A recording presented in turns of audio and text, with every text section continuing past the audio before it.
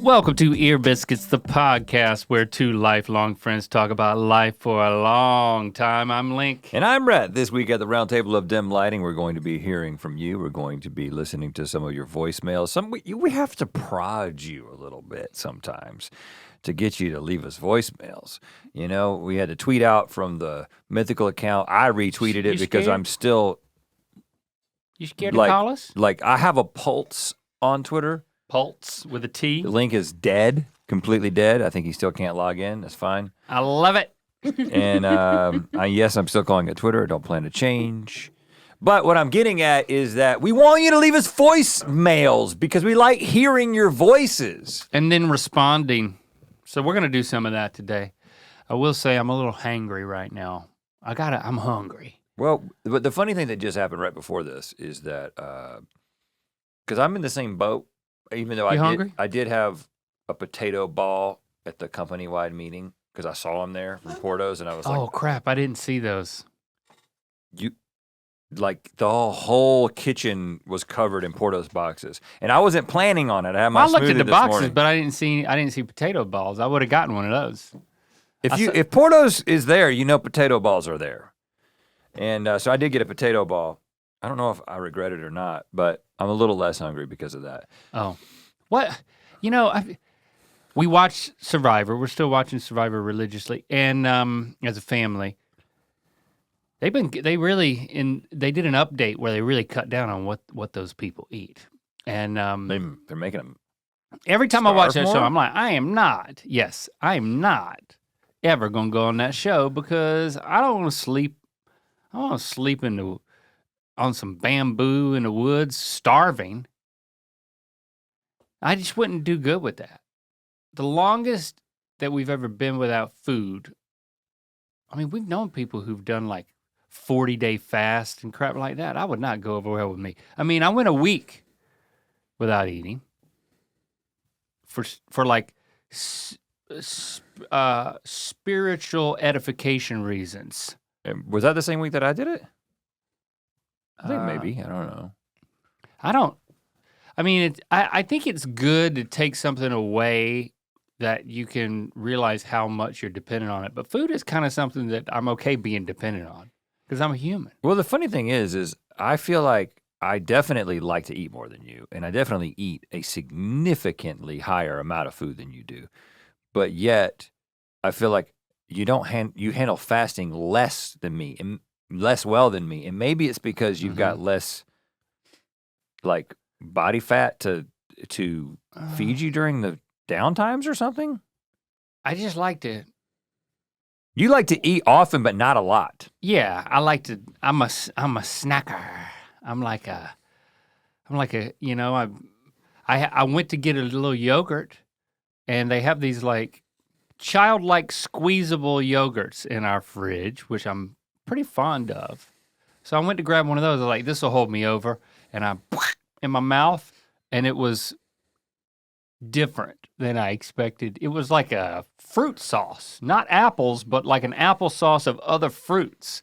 And when you expected a yogurt, and that's what you get, as I've said before. But what did it say on it? It didn't say yogurt, did it? No. It said fruit gushers. Yeah, but they're all together. They're all like squishable things, and it's where the squishable yogurt is. So it's like applesauce. And that didn't help at all, which further... Did you spit it out? Helps me assert...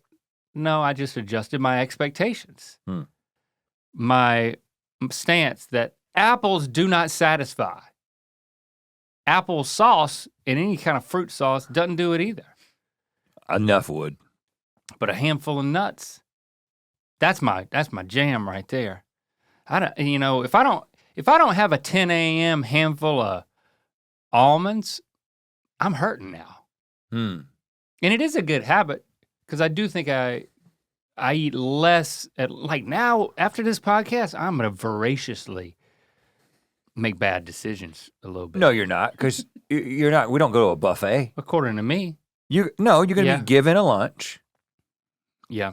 Little baby gonna be given a lunch. The baby is gonna be the two babies. Right. Jenna will bring in a lunch. But I might go grab some chips. And we will just eat the lunch.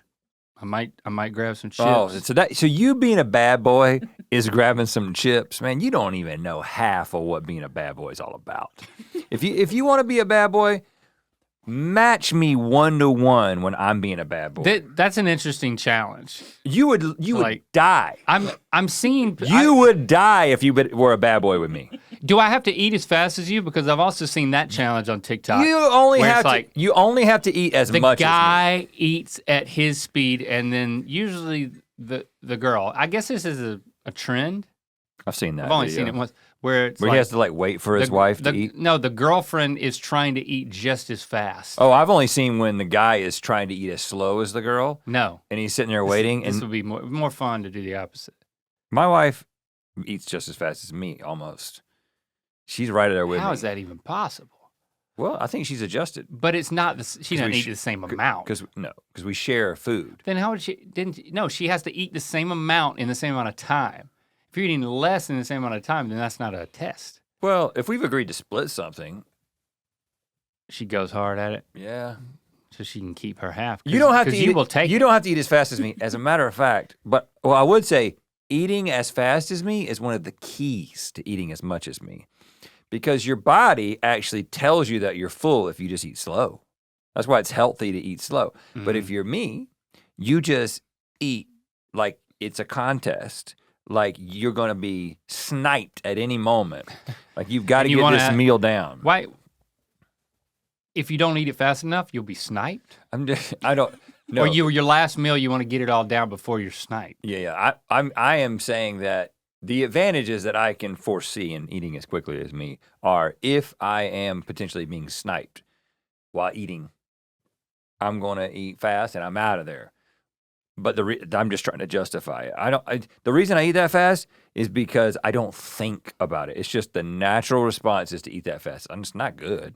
It's bad for your digestion. You eat too much. There's no good reason to do it. I'm just saying it's what naturally happens. Yet you don't bite your tongue or your mouth. I bite my own mouth all the time. Because you chew that many more times. That's my limiting factor. We've established. We probably bite our tongues at the same rate per chew? Yeah. But you're chewing so much more, and you're chewing more aggressively. So when I do bite my tongue, it's sort of like, and then I'm over it. Mm-hmm. You bite your tongue, and we've got 48 to 72 hours that you've got to adjust your lifestyle. Yeah, lots of bleeding. Well, but just eat the same amount as me for a day. That's going to be, I'm not going to feel good. But I'll do it. I'll try it. That's an experiment. Can I go back to the almonds for a second, though? Yeah. Oh, man. I love almonds. I don't know what it is. Now, they're not macadamia nuts. Don't get me wrong. Macadamias are the best nuts. What's the best nut? Macadamia nut. It's round. It's got this pop to it when you bite it. And then it's got this buttery after sensation. I think it depends on the circumstance. What nut makes They're Hawaiian. What makes the best butter?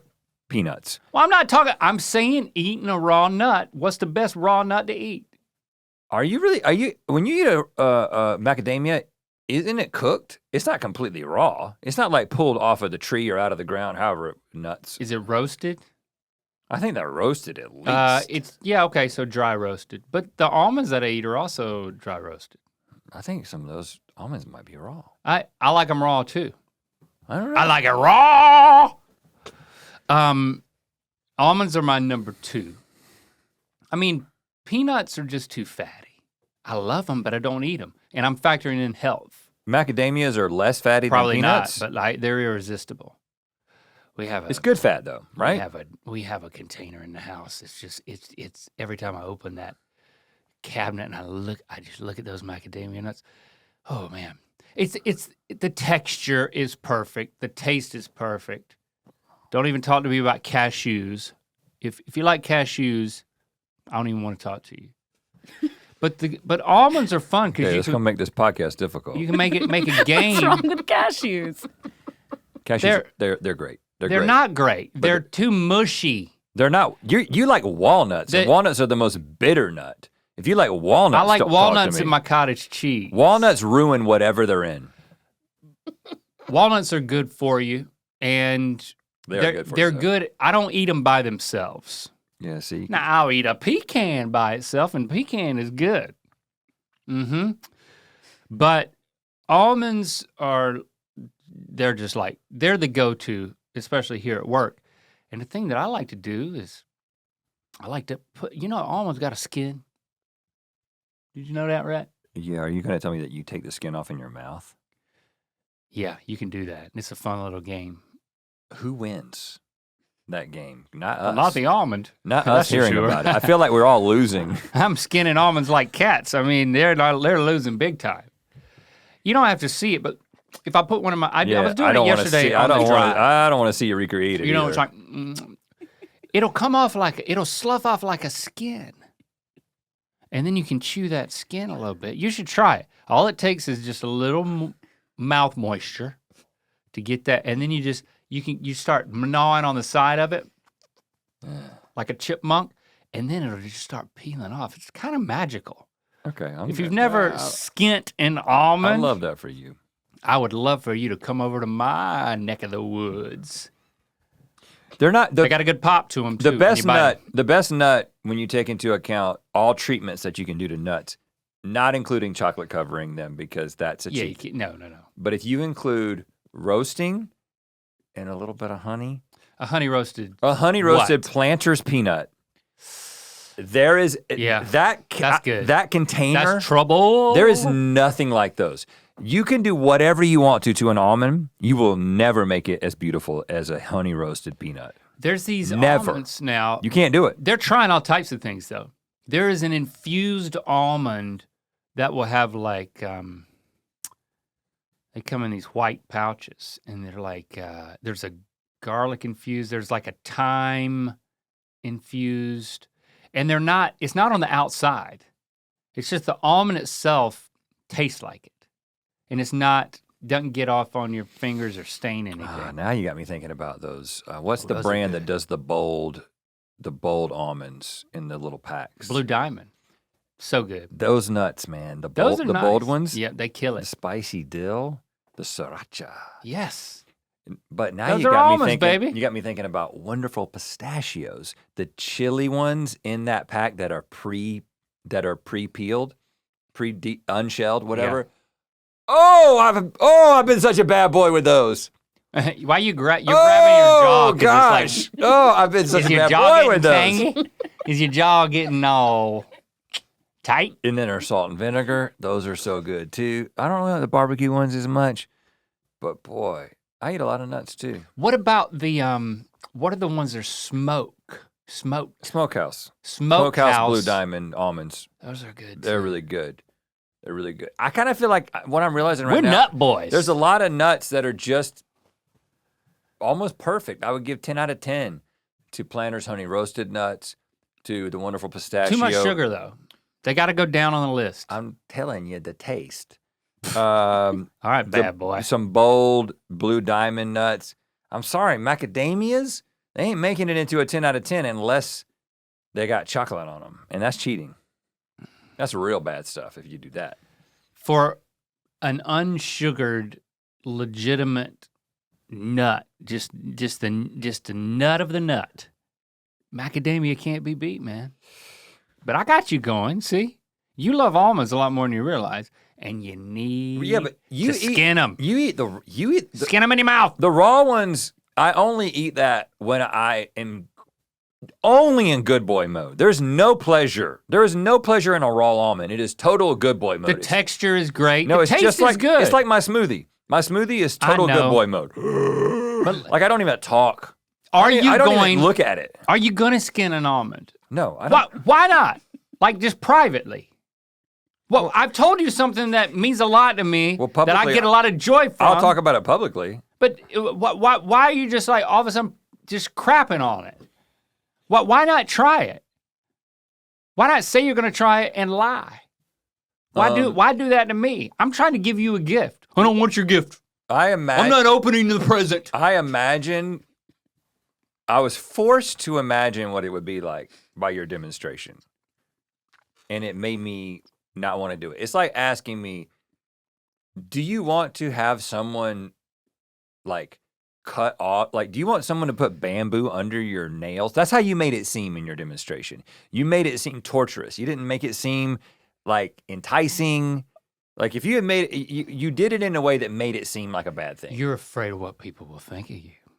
Nobody will know because I'll be in the privacy of my own I said car, it was great. especially. You don't want someone to drive by you in the car and see you I feel going, like I got a lot of experiences. I'm open to a lot of things. I can just there's some things that I don't need to try. Did you know that it even had a skin? I've looked at one before, and I've seen some in the box have sloughed it off a little bit. Okay. You know, like I don't know. There's just some things I don't need to try. Well, that's a way to be closed-minded. Like I don't need to try. Like when they make a pool table really small. Yeah. You know what I'm saying? When you're like, That's a oh, good I'm going to point. put this on the table and play pool. I'm like, I can imagine what that is like, and it's not as good as a lesser actual than pool. There are just some things I don't need to try to know that I won't like it, or that it won't add anything to my life. And I'm sorry, even if it means something to you, skinning an almond in my mouth is one of those things. You know what I mean? Well, you've made a good example with the pool table. Right. But I'm still feel sorry for you. And if little pool was your thing, you got to try the smaller pool. I mean, I'd play it with you if you needed a partner. Closer to the holes. But if you just like left it out, I wouldn't be like, man, I got to try that. I just wouldn't do it. I'd be like, yeah, I can imagine. Yeah, it's like it doesn't roll as good, whatever, you know. And just, I don't know. I'm just going to eat an almond, and I want there to be stuff all over it when I eat it, not just skin. I want it to have been dipped in some chemical.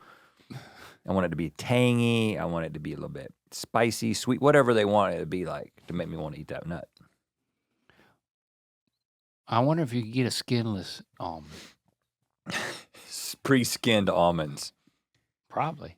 They'd probably just put them in a rock tumbler for a while and it'll do it. You could probably do it. You know what I'll do? I'll spit them out for you and dry them back out. I'm just gonna eat the skin. That reminds me of the time that your family at the beach, I wasn't there, you told me about it.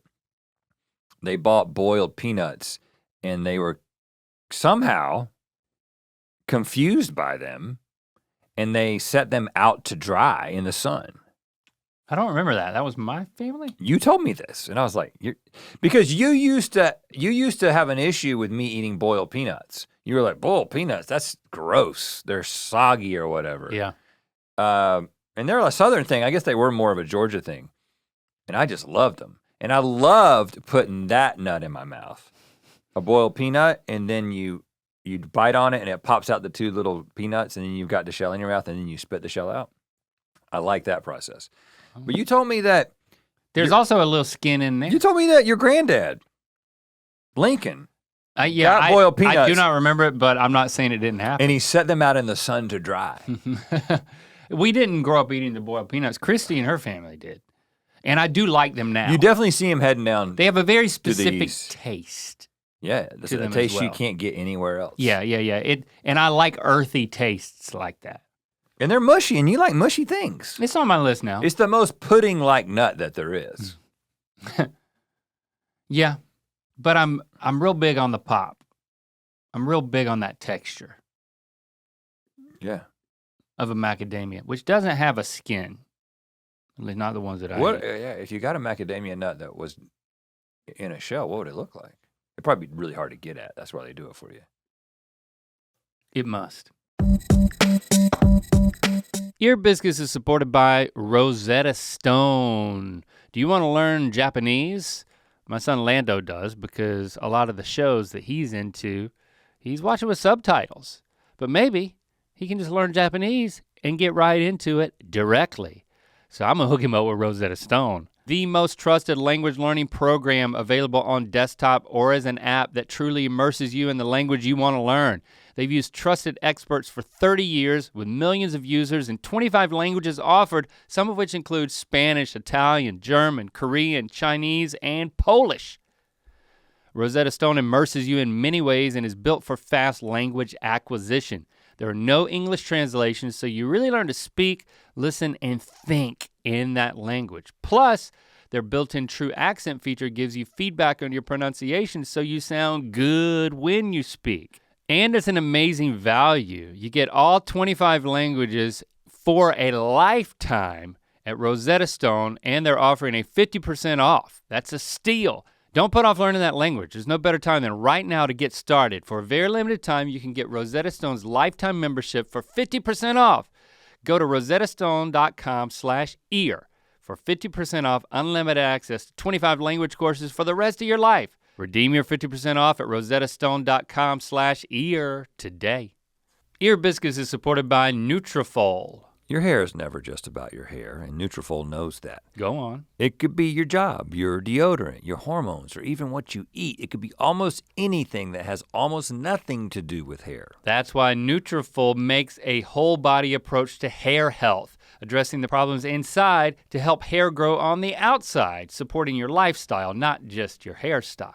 Physician formulated with drug-free ingredients, Nutrafol's hair growth supplements are clinically tested to multi-target key root causes of thinning, including stress, nutrition, and lifestyle. Nutrafol has multiple formulas that are tailored to give your hair what it needs to grow throughout different stages, such as aging and parenting, as well as for different lifestyles, such as plant-based diet. With Nutrafol, building a hair growth routine is simple. Purchase online, no prescription or doctor's visits required. Free shipping and automated deliveries ensure you'll never miss a day. See results in 3 to 6 months. Address your root causes of hair thinning with Nutrafol. For a limited time, Nutrafol offers $10 off your first month's subscription and free shipping when you go to Nutrafol.com and enter the promo code EAR. Nutrafol.com, spelled Nutrafol.com, promo code EAR. That's Nutrafol.com, promo code EAR.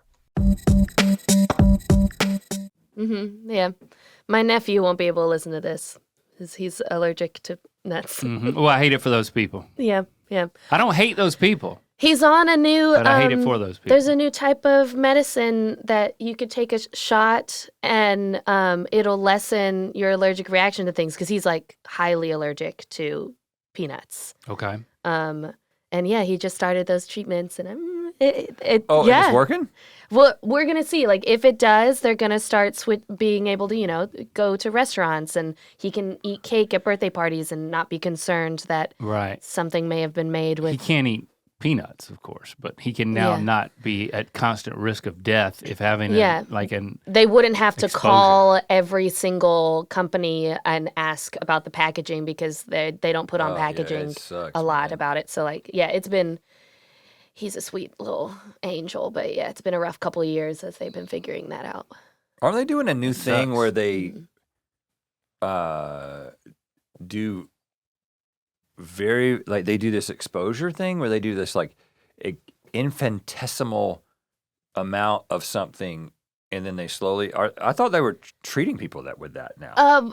For less severe ones. Because if it's severe enough, even the little tiny bit could just be hell. Yeah. Yeah, a little kid who had a peanut butter sandwich for lunch, hours later, because he didn't wash his hands with soap, it was hand sanitizer instead of soap, touched his face and he had hives break out on his face. Yeah. Okay. Yeah, that severe. Because I was gonna say that could be your thing. You like nuts so much. You'd be the nut guy. Curing everyone's allergy to nuts. Yeah. By exposing myself to them? No, exposing children to nuts. You want me to expose? I want you to expose children to nuts. Yeah. Well, I don't want you to expose yourself to children. I don't want to either. Yeah, I want you to, and I don't even I hate children. Expose nuts to them, not your nuts. Nuts that I don't even really want you to do it. I hate people with nut allergies. No, I don't. No, that's what I'm saying is that you could be the guy that you have that you've got. I could see you doing that because it would be a little bit it would be like a form of clown for kids' birthday parties. Okay. And you'd be like, who here? Mr. Nut wants to know. Maybe you go like Billy Nut or something like that. You got a name and then Nut. Work on that. You don't have to wear makeup. I know you don't like that. Primo Nut. And no glitter. You just basically just be yourself. Maybe wear a different pair of glasses. But then you just say... I want to paint my face. No, just a different pair of glasses. Billy Nut wants to know... You talk about yourself in third person. All clowns. The good clowns. Who's allergic to nuts here? who's allergic to nuts? And then you turn to the parents and you're like, how allergic? You know, you got to make sure. Because there could be a lawsuit real fast if you screw this up. But if they're like mildly allergic, okay, all the mildly allergic nut kids get Come over sit on here. my lap. Tell me what you want for nutmas. And you've got a little, just a little Nut dust? just a little bit. You got to work this out with doctors. You got to work this out with a lot of doctors. Dosage matters. And you know exactly what you're doing. And it's like, oh, they might sneeze. There's going to be a little bit of a reaction, but it's manageable. And then they have to keep bringing you back every year. You basically lock yourself in as the entertainment for as a kid grows up. Yep, and I'm blowing more nut in their face every year. By the 12th or 13th year, as they're becoming a teenager, you give them a full nut. Right. You don't blow it. You just take it and stick it in. Okay. And you're like, you're cured, thank you. And then you send the bill to the parents. And it's a big bill. That's right. Because of the insurance it that I'm could having, be- premiums that I'm paying. It's 25 to 30 grand Oh, yeah. per client, but it's quite an investment. You're Can talking, I have stickers You can do what you want. that are to. scratching nut? Yeah. Yep, you can. I'm your I agent. wonder if that's a website. I'm your manager. Don't type in scratch a nut. No. Could have a song for it. Yeah. Weren't we supposed to do voicemails today? Yeah, voicemail. let's get us out of this, please. The first one was about this. This is for Link. Hi, Link. I'm currently eating your smoothie right now. Oh. And I have it every morning. And I'm wondering how you don't have stuff in your teeth all the time. Because I do add the chia seeds and the blueberries and spinach and everything. And then it takes me about 5 minutes to get it all out of my teeth in the mirror. Or else I look like the scariest person you've ever seen when I smile. So if you could let me know how to do that, or if you do that, or if it sticks to your teeth, please let me know, because that's a daily challenge. All right. Bye. I feel you. Of course, in the Mythical cookbook, Josh published my smoothie recipe. I don't use chia seeds because that is a problem. Chia seeds will stick in my teeth. I use like a flax seed. But now. chia seed is in the recipe. I know. Oh. But this is the reason why I took the chia seeds out, but I added more flax seed. We're going to have to update all the copies. Yeah, you could do that. I'm not going to do that. I also, let's see, a lot of times I'll alternate eating my smoothie and then brushing my teeth. Oh, I brush my teeth after my smoothie. Sometimes I eat my smoothie last thing before I go out the door. But you got to blend it hard too. Long and hard. That's the other thing. You blend it real aggressively and it like gets it down to more of a puree, more of a paste. Yeah. Almost drinkable, but no matter what, I still recommend using a spoon. Do you put the cacao that's nibs? Do you use cacao No. nibs? Why? I feel like you'd really like those. Yeah, I thought about it. I have cacao powder. Ooh, the nibs.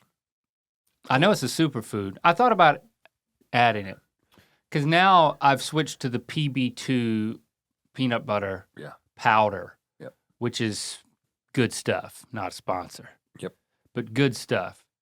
Much lower fat than like just scooping Regular in peanut butter, yeah. or even almond butter. Well, here we are. We're back on nuts. And Well, you know what? Billy Nut could be sponsored by PB2. That could be what you're blowing, because it's already a peanut. yeah, I'm blowing the PB2 nut. You start your job with a deal, with a sponsor, brand deal. Mm-hmm. That's what's going to get me going. But yeah, I feel brush your teeth after your smoothie. You should put the I think nibs. is the Well, the reason I'm asking about the nibs is I don't put chia seed. I put flaxseed as well. But I do the nibs, 2 tablespoons, and it just makes it taste. It's the only thing that's like that, and the PB2 are like contributing to like good taste in the smoothie, right? the thing that But Josh, they really get in your teeth. the thing that Josh did not specify was that the protein powder I use is actually cassava. also not a sponsor. Should be a sponsor. I mean, What did he say in the book? Just chocolate? Just vanilla protein powder. I use the vanilla cachava, and it's like a meal replacement powder, which is also pea protein is part of it. But there's other stuff. It's got everything in it. So much of everything. You really don't need to add anything else, but I really love the taste of it. It's a bit earthy, and it's pricey because it's got all that crap in it. And I travel with that stuff. But then I'll add the flaxseed, and I'll add the spinach, and I'll add the PB2 because I like the peanut butter flavor. But there's no chocolate. But I could add the cacao. I'm going to try that. I'm going to add a little bit of cacao. It's good. And then I'm going to brush my teeth. Nice texture. You brush your teeth after could your not, smoothie. and I don't, not directly after. There's probably, because I work out, then smoothie, then shower, and then, because you're not really supposed to brush your teeth like right after you eat. You're supposed to wait, I think, or right? Give me a break. But supposed to, don't.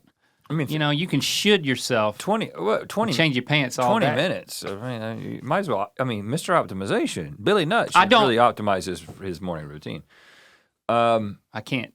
But I brush my wait. teeth, and then every single time I like brush my teeth, and then like spit. There's some cacao. Like, I mean, it's in there, man. It's in there. Yeah, chocolate flakes. Yeah, cocoa flakes. Christy has started doing this thing. I was like, I saw a box for a juicer. I was like, hold on. What is this? We got another appliance. An actual juicer? A juicer. And I'm like, juicer is bad news. Hold on, what are you doing? And she said, every morning when I get up, I'm trying this thing where I just drink celery juice. Have you heard about this? It's supposed to do all types of things for like your mood and your metabolism. And she was excited about it, had people swearing about it. A lot of people are doing it. But I was like, so every morning you're going to like build this juicer contraption after you've washed it from the day before, and you're going to juice just celery? It sounds like this is good boy stuff. This isn't bad boy stuff. This is good boy stuff. Because and I was like, well, do you have to do it every morning? Can you just do a big thing of celery juice at the beginning of the week? Oh, no, it's got to be fresh. And she said, it has to be fresh. It's got to be alive, almost. You don't know. You're just saying that facetiously. But she said it unfacetiously. I'm interpolating or extrapolating based on watching a lot of TikTok videos. Now, but this is not just that. This is different than the juicing movement.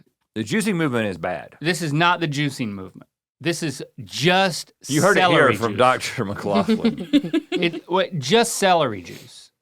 And I don't know anything about celery juice. She's having to start with just a little bit because it gives you the runs until you get used to it. Oh. I'm just saying the thing about my uninformed, slightly informed opinion about juicing is that it's taking the fiber, which is what you need out of the fruits and vegetables, and it's giving you the juice, which is you're getting all the sugars and you're getting some nutrients, but you are like spiking your glucose, right? Isn't that what's bad about juicing? Who are you asking? I don't know. The internet. I'm asking to be corrected. Healthline.com. Celery juice contains multiple nutrients that provide health benefits, including antioxidants and anti-inflammatory compounds rich in nutrients, and drinking it may come with many health benefits. Some people think it can cure conditions like cancer, obesity, thyroid issues, and acne. Okay, red flags going up. But this article tells you all you need to know about celery juice. Okay, hydrating, low in sugar, anti-inflammatory properties. That's the big one. The anti-inflammatory. Can it help the gut? It contains beneficial plant compounds. Unstrained juice provides fiber. It cleanses. False claims.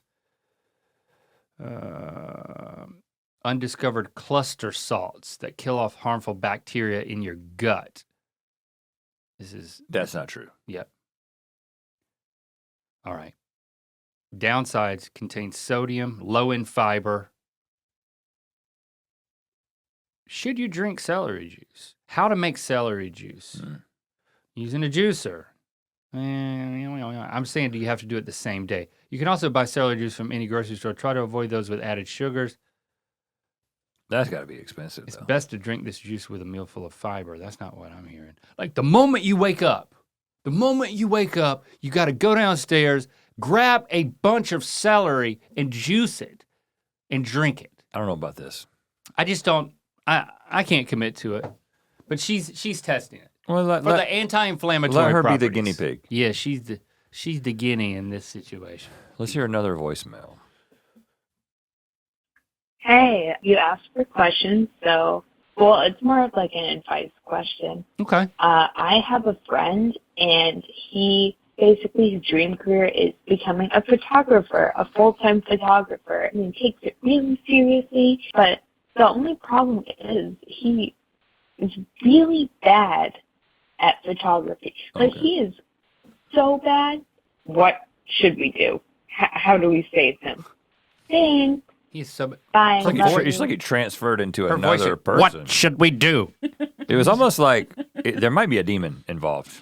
Yep. What should we do with friend? Right. Caller, you might need to worry about the demon. Yeah. Let's get rid of your demon person. first. You and your demon are concerned about your friend's crappy photography. Do you want to go specific skills. response on this, or do you want to widen it out to any friend who wants to do something and you think that they're not good at the thing that they dream to do? Let's just start with photography. Okay. Why not? Why not go specific? Why not? This is tough. I mean, you can always get better at photography, right? If you're the friend, do you tell him? Is that really the question? What do we do? Man. I I got an idea. I think I have what could be considered a ironclad strategy. steal their camera. No. And don't tell them who stole it.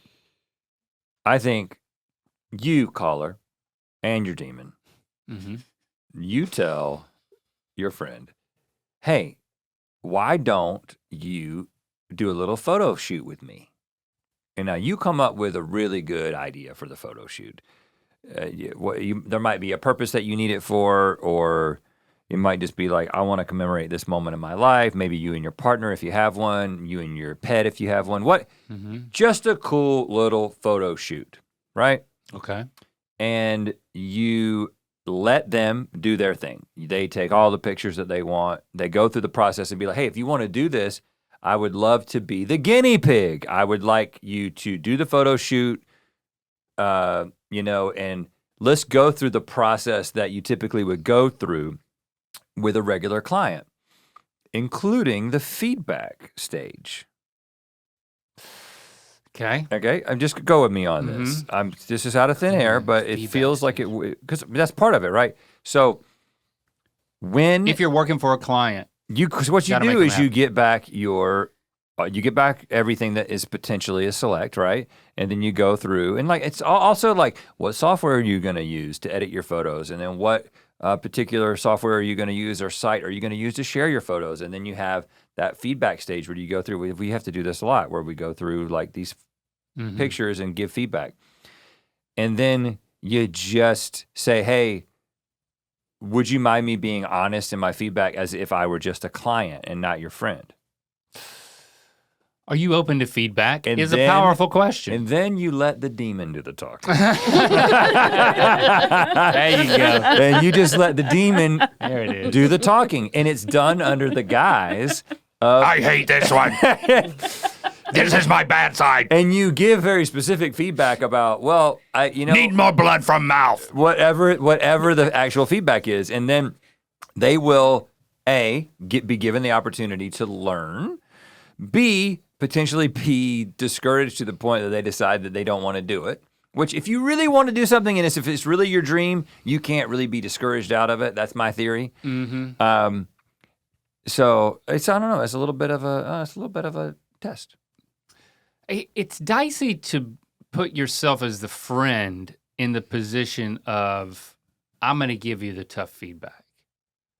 Maybe you encourage them to sign up for some, like a photography seminar This is probably a better idea. where there's, It's not as fun. where there's an instructor that gives feedback.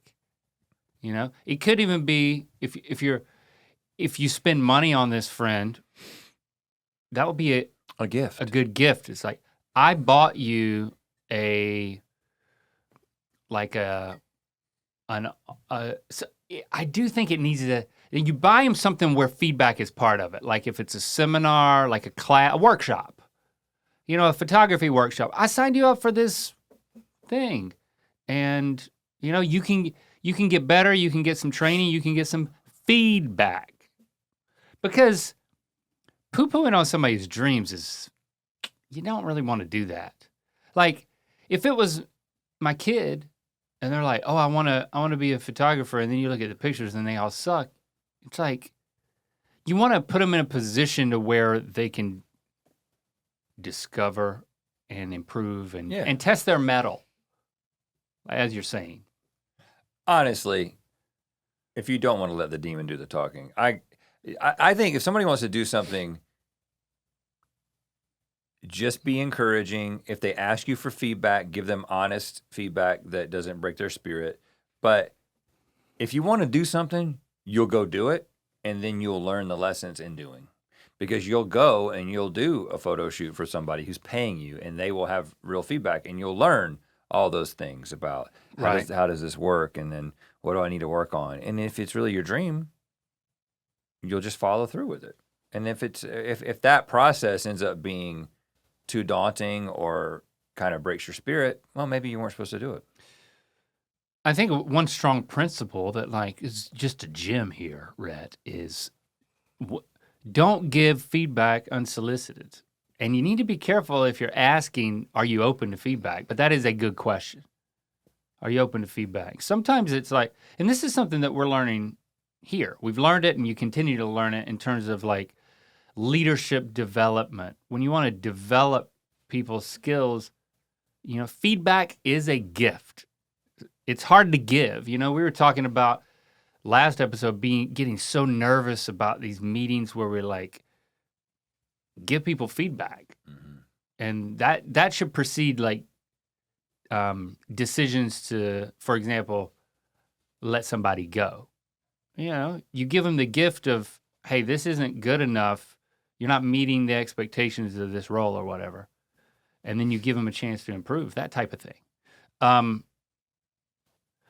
then also give somebody an opportunity to say, yes, I'm open to feedback, but not right now. You got to be in the right headspace to process feedback, and in addition to actually wanting it. Yeah.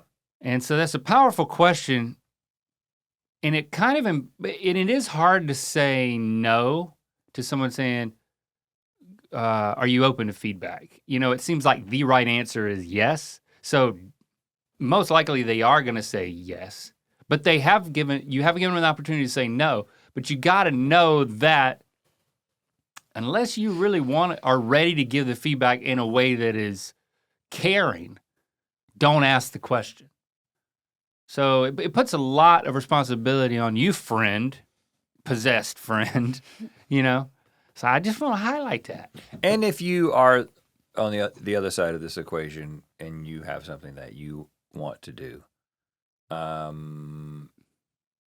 would just say, learn to take feedback and be open to feedback and ask for feedback.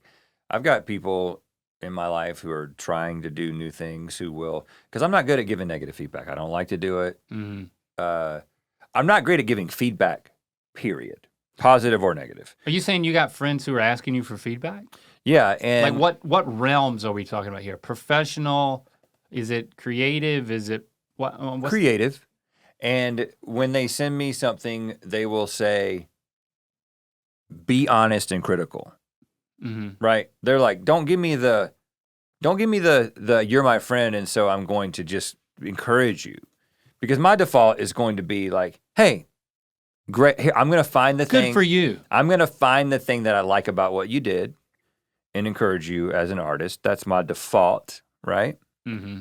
Unless you really ask me. Like if you send me something you've written or something you've made and you're literally looking for feedback and you've asked for thorough feedback, then I'll give it. But it really takes somebody asking. So have you given negative feedback recently? Not like soul crushing negative feedback. Like, this is what I liked about it. This is what I would change about it. You know? But so what I'm saying is that if you're doing something, and I'm thinking about this in the creative realm just because that's the world that I live in and that's the world that I exercise this particular thing in. I think I really appreciate it when somebody is like, hey, I would like feedback on this, and please, this is what I'm looking for. Mm-hmm. Sometimes people will say, I've had friends who have sent me screenplays and said, what I'm looking for is the following. Right. And they'll give me the parameters of like, what do you like about it? What's your favorite thing about it? What's your least favorite thing about it? What's the, what's something that if I had to get rid of something, this is the first, and then it makes it easy to kind of fall into these parameters or whatever. And I think that's a really healthy thing if you're an artist, getting that feedback, or if you're doing anything, whatever it is. When you think about getting feedback, like, I mean, let's not talk about comments. Let's talk about, I think the way, like, how do we get the most feedback? When we were in that, like, traditional development script writing era, like, we hired people to pick apart scripts that you had spent weeks on. It's a tough position to be in. I remember that being difficult, right? I mean, it's difficult. It's difficult on a number of levels. And I would say one is simply, damn, I don't have enough time. So there was one pilot, that one show idea that we had, that I wrote a pilot for, that then was very much sort of picked apart by everybody, like our team, other people, and then I rewrote it, and that was picked apart, and then I wrote it, I think, a third time, and it was like, it's not that I disagree. I wouldn't have rewritten it if I didn't agree with it. I'm like, oh yeah, okay, you got a good point about this. But yeah, I want feedback like that. But I think the thing that makes those particular, like that exercise difficult is I think that we were already in a place where the very idea and the shape that the idea was taking was market driven. And that's a really discouraging way to make adjustments, right? So what I mean by that is, you've got this product, and then someone is telling you why it won't sell, and here's what you can do to make it sell better. And that feedback is very difficult because it feels like it's an invasion of the creative process. Whereas if somebody's like, you know what? I love where this is headed, but I actually don't think that you have dug deep enough into yourself. I don't think that I'm getting your POV in the way that my mind has changed about creativity over the past decade is very significant. And especially even in the past couple of years of being like, oh, I'm not trying to make something that will sell. I'm not trying to make something that's better than somebody else. I'm trying to make the thing that only I can make, or we're trying to make the thing that only we can make. Like, we bring very specific POV and like set of talent that it's not that it's better or worse. It might be less sellable or more sellable, but it's how much can you get yourself into the thing that you're creating. And if somebody is like helping you dig a little bit deeper, and maybe they help you find like a story problem, or I don't think this is going to connect. Like, I can see what you're trying to say. I think this would be a better way to say it so it will connect, so we can actually get to the heart of the thing that you wanted to say. That kind of feedback I love because it's opening myself up a little bit more and getting closer to whatever source I'm getting these ideas from. But when somebody's like, that's not going to work because people would think this, or that feedback feels like product development, which is not fun for me. The type of feedback where my mind goes for me is it's more like the personal type of feedback. I've found myself receiving personal feedback, and that's that's obviously tough. It's like when you're okay. I want you to tell me what you think about me or my actions or how I come across in this way. It's been very helpful. Sometimes it's happened on this podcast, and it's not easy, but it's a good thing if I'm in a place where I'm ready for it, when I'm open to it. It's like you don't want to, like I say, you don't want to be critical. I've had to learn this because I feel like I have an opinion about something and I feel like they really need to know. But then I realized from my own experience that like, unless I'm asking for it, I can't take it. So it doesn't matter if you think I really need to know something, right? If I'm not open to receiving it, it's only going to cause damage, Right. So that's how receiving feedback that I've asked for and it been really difficult has helped me understand even more that I got to be very calculated if I'm going to give feedback or advice, Yeah. I think that's something that's changed. Advice is a similar thing. You should do this. It's more tempting because it seems like it's like, oh, you can take it or leave it. And it's more action oriented. It's not picking something apart or being as critical. But it's still, I think it's the same in that if you're not asking for advice, then it's gonna hit you in the wrong place. I think about this in the context of parenthood. Yeah. Because all parents do this. All parents have a difficult time not biting their tongue, but believing that their role isn't to be like a critic, right? Mm-hmm. To critique something of your kids, and I don't mean that like. What I'm saying is that you feel like you need to give advice, you feel like you need to give correction when they come to you with a problem, and you as a parent can immediately understand, well, I know why you're asking me this question, or I know why you're having this problem. It's because of the series of decisions that you made to get to this point. So the dad in me wants to begin pointing out like that. And I may even try to do it in a tactful way and be like, so why do you think you got to this point? And I'm going into being a parent. And what I've very reluctantly, begrudgingly learned and am trying to learn is that, especially at this point, having a 20-year-old and a 15-year-old, this doesn't apply to a 5-year-old as much, is that, okay, I'm being told this thing, or I'm being, now I see these things that are coming up in this conversation, and I want to critique, I want to correct, but I should just want to connect, right? Connect versus correct, and it's really hard to do that. It's really hard to do that as a dad. But what I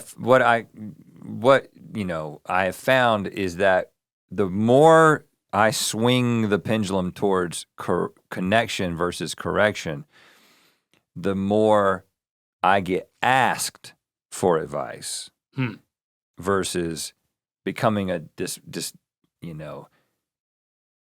gong, this cymbal that's just gonging. A clanging cymbal every single time. They come to me, they know they're going to get correction, so they stop coming to me, or they stop putting these things out there or asking for something. If every conversation is ultimately a bid for connection, not a bid for correction, then when there is an actual bid for correction or advice, then I'm actually it's in the setting where somebody will actually listen because they're asking for it. All right, let's break that down a little bit further. So, if you're going for connection, there's some tools for that. There's like some tricks because connection is understanding somebody. That's a big part of it. Like it could be relating, but you gotta really understand. Like if somebody's sharing something with you, my mind goes to, okay, questions are always the best place to start. Yeah. Because then you're like, and if you make up your mind, I'm gonna be in a question mode to then seek to understand and get them talking even more. What about being a photographer is exciting to you? You know, to go back to that one. What about and why do you think it resonates? What about your work? And you have to make sure makes you think that that it's not leading. Sometimes you'll put things in the form of a question, but it still feels like a judgment. You're like, do you think these pictures are good? Like, you can't do that. Yeah. It has to be like, yeah, like you said, like getting to the heart of it, getting to their heart. And then also, so it's like, and also empathizing, connecting is relating, thinking about the feelings associated with the thing that they're talking about. If they're not talking about their feelings, but that's still a component. Like, what is the experience that's associated with this aspiration? I mean, tell me about that. You want to be able to empathize with why they love taking pictures so much, especially if you're fascinated by the fact they're so bad at it. You know, it's like, well, what's resonating? You know, you're able to empathize. So get to their feelings so that you can relate to it or understand it. So, you know, and then ask questions to get it. What do you really want here? And if you become that safe person, I guess is what I'm saying. Like if you become a safe person, then they start saying things like, I don't know if I'm good at this. Right. They don't need to hear it from you. Most people will start talking to you about that stuff, and it'd be like, well, why would you say that? Well, because every time I show people a picture, they're like, this sucks. It's like, okay, well, do you have a plan for how you would get better? This doesn't feel like a judgmental conversation. This feels like somebody trying to help. Yes, we almost sound like it's much easier to talk about it on a podcast than it is, because it's so hard. Because you develop opinions immediately, and you like, and sometimes when you really care about somebody, like your own child, you want to fix it, you want to solve it, you want to plan it, you want to protect. And you don't want to. And there's just something empowering is so hard. Difficult. It's hard to like say the right thing to connect and give people like a path towards ownership. And it's like like I was talking about how Shepard plays music and Locke does makes music and takes pictures and makes videos. My kids do a lot of creative things, and but I'm still their dad. And even though I'm a professional creative person, I'm still their dad, right? And so they see me as dad. And so if they show me something, I have been trained to have 100 opinions. Yeah. 100 probably pretty informed opinions, right? And we've both been trained to have them really fast because that's what we do for a living. Because you just gotta get it out so that you can move on, you know? And so I have to be like, no. You're not interacting with your child as a creative professional. They're not your employee. And even with our employees, it's like that. We also don't want to interact in that way, right? You want to interact in an empowering way, but it's tough because it just doesn't come natural, because a lot of times it's like, I can tell you what's wrong with that and I can tell you what I would do to fix it. Yeah. And if I do, you're not gonna learn anything. Mm-hmm. And you're probably not gonna come back to me and ask something. Well, that was a good voicemail. Yeah. That voicemail led to something. We went from let your demon do the talking to maybe some good advice. Yeah, I think we got to let's end on a light one. A light one. Yeah. Let's not get too deep. Okie dokie. Let's try this one then. Hi, this is Amara. I'm calling in from Atlanta, Georgia. And I don't know if y'all have had a chance to listen to the latest Cowboy Carter album from Beyoncé, but I would love to know your thoughts on it. Have y'all listened? Do you like it? I feel like y'all would really enjoy it. And so I'd love to know what your guys' thoughts are on it. Oh. All right. Love you guys. Bye. Wow. Is this, I mean, you wanted this to be lighthearted. I love Beyonce. Boy, who doesn't? I mean, is there anything negative that anybody could, at any point, think to then say about Beyonce? I mean, that would be wild. I don't relate. I don't understand to that. I don't understand to that. I really like this album. And Jesse, actually, I hadn't listened to the whole thing. I had heard the singles, right? And Jesse was like, you need to listen to this whole album. This was when we were in North Carolina a couple weeks back.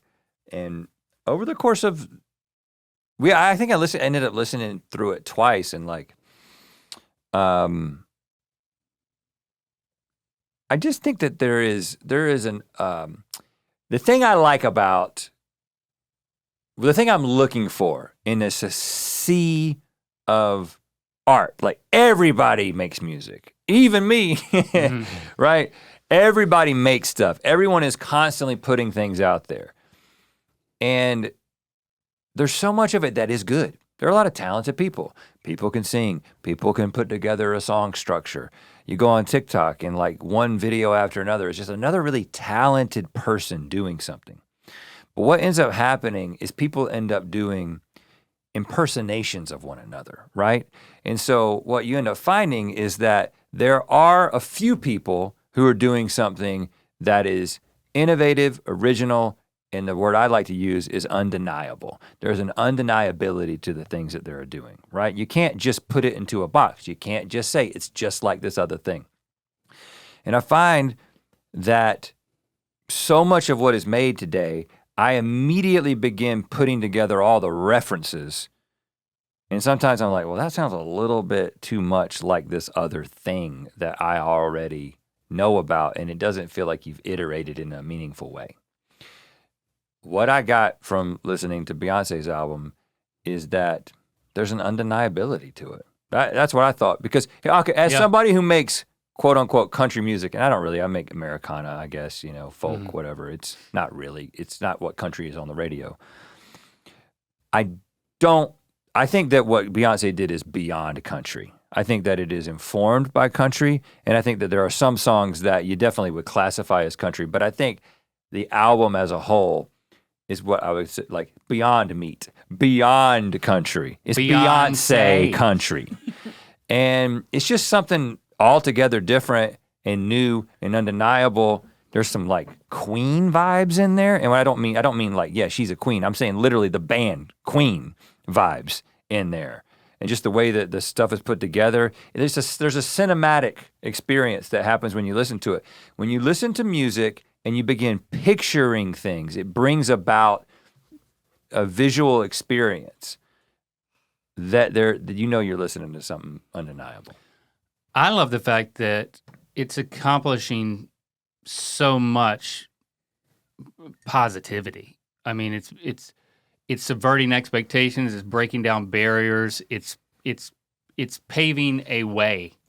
That being said, I'm not going to go back to it because it's that much, because it's not really for me. It's not exactly my genre. It's not where I'm at. So I'll give Jenna the final word on this one. Oh, yay. I'm obsessed with the album.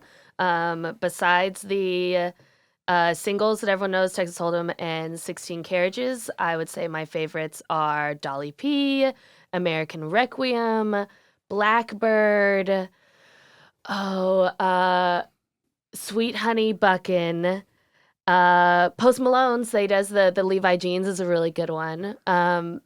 That I feel like I've named half of the album you that I'm obsessed. I love all of those songs are constantly cycling in my head at any given time, along with the Taylor Swift's new album too. But Beyonce's, I'm so obsessed.